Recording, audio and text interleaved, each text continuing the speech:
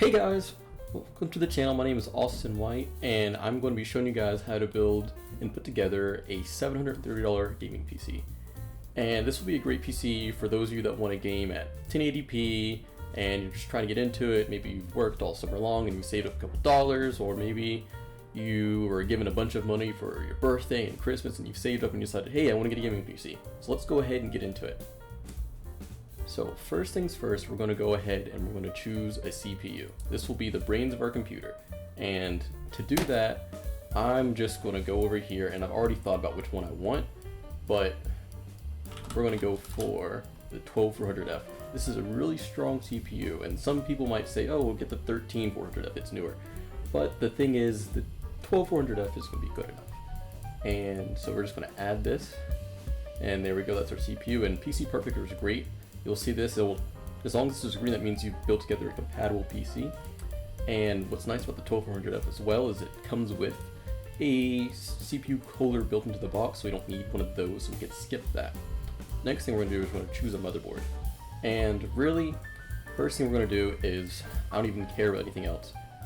I know that I'm either going to build an ATX motherboard or a micro ATX motherboard, because we're just trying to save as much money as possible. And we just want a game.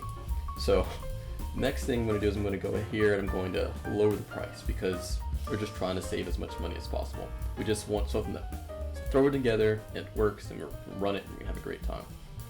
And now what we're going to see here is we're going to have this MSI Pro motherboard, we have this Gigabyte motherboard, and I don't know if you can see very well, but I'm looking at these images, and here, let me open it up over here. It's a little bit bigger. I'm checking for any heatsink design here, and while you can probably get away without it for a 12400F because you don't really need any cooling, it's not the best, because we just want to make sure that the motherboard lasts the full duration if you're using it. Although odds are probably true that by the time you get a new motherboard, or you want to upgrade a new CPU, you're going to get a new motherboard, especially if you're going with Intel. The other thing though here is that it only has 2 DIMMs, and that's not great. 4 DIMMs are better in case for whatever reason you need to add more RAM. Some games are actually adding game requirements of memory for like 24 gigabytes now, which is crazy to me, because I remember whenever PCs were built with 8 gigabytes. But so we're not really looking for that. Also, what I would also recommend toggling on down here on the side is DDR4, because DDR5 we don't need for a 12th series, 13th series chip. They both support DDR4, but also we're going to go down here and we're going to select networking. Now, many people will tell you that you can go and get a motherboard that's cheap and then just get an add-in card for Wi-Fi, and they're right. You don't need to get a motherboard with Wi-Fi built in. You can get an add-in card later, but I've done that in the past, and what I've seen is that it leads to just about a bunch of driver headache. And you gotta make sure it's plugged in, lugged around, or you have to make sure and set it up. And the beautiful part about getting a motherboard with that just built in is it just works right out the gate. And odds are the price of getting an add-in card will be the same as just getting a motherboard with a Wi-Fi card built in versus without one. So I personally say just go ahead and get one.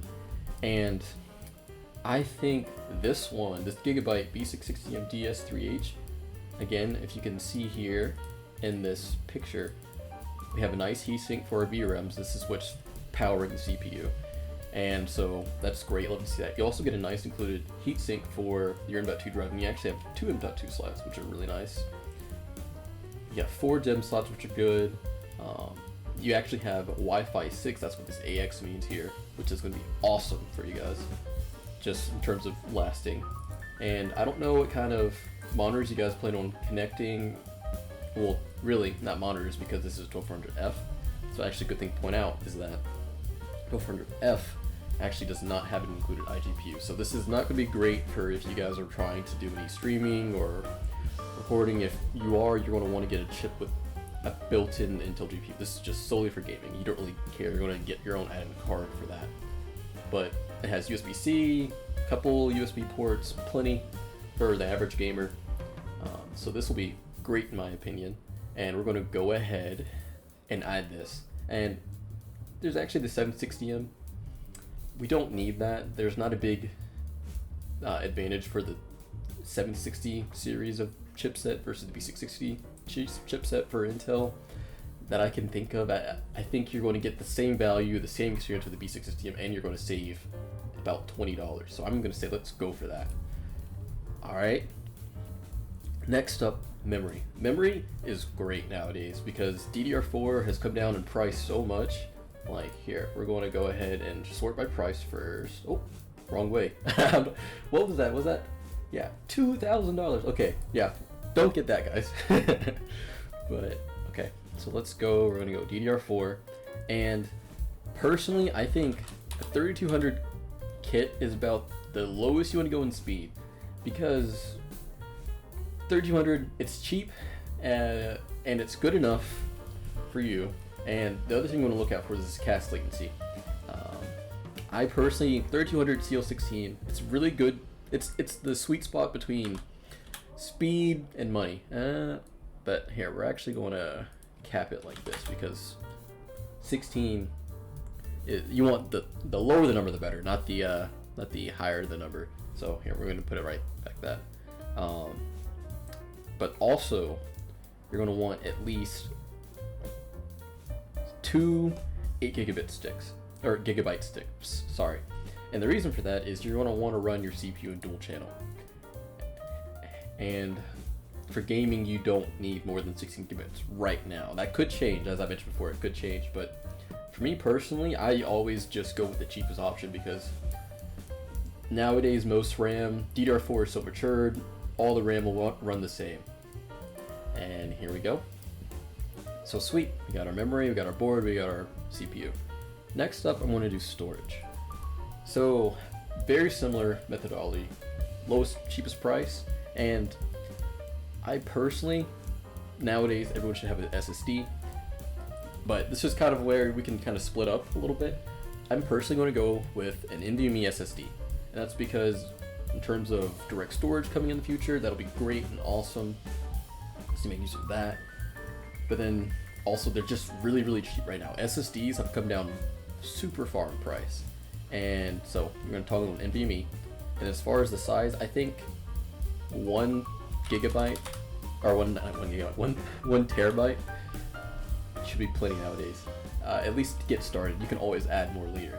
And this Intel 670p looks good. I've heard a lot of good things about them, but all of these are about the same price. Inland drives made by Micro Center actually, so this would be great right here. But I'm trying to think.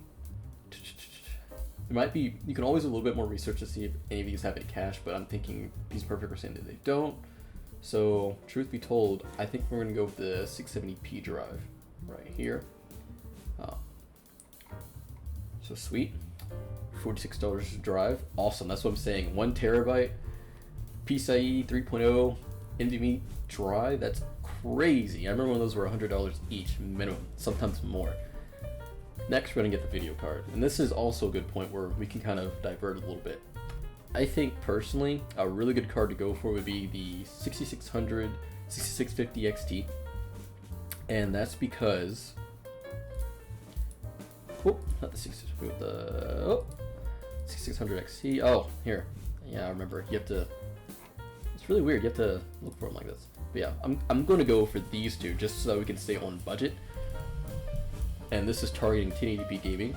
However, if you guys really want to, if you have a little bit more in your budget and you want to spend just a little bit more for that much more gaming performance, I would definitely recommend the 6700 XT or 6750 XT. And these are AMD GPUs. If for whatever reason you want to go NVIDIA, like let's say that you're trying to stream and you really want to make use of the NVIDIA encoder and decoder, then I would say for 1080p, probably a 3060 12 gigabyte, or the 3060 Ti, maybe for 1440p, maybe 3070. You're going to want to stay in this range. 3060 definitely at the minimum. But it's going to cost you a lot more than a 6600 or 6650 XT. So yes, we're just going to go for the cheapest one we can find, and look at that. 6650 XT, a little bit bump. It's actually cheaper than 6600 XT, so that's awesome. So we're going to go ahead and grab this one. And sweet, Now we just need a case and a power supply and then we're done. So let's go ahead and look for a case. So I'm gonna go cheapest on the price, and PC Part Picker is great about showing you prices across a bunch of different sites for the same product. But when it comes to cases, there's just so many cases it's impossible for them to grab all of them. As you can see, there's 4,000 of them. So typically what we're gonna do is we're just going to, you can probably go and find your own. Cases are really subjective, but what I always recommend is just finding a case that has a bunch of ventilation on the front. So I think, oh, here we go. This is the cheapest one. Looks like a modern PC, so it looks good to me. It's $50. The cheapest one's $45, so it's $5 over the cheapest one. Then also, I'm gonna open it up over here.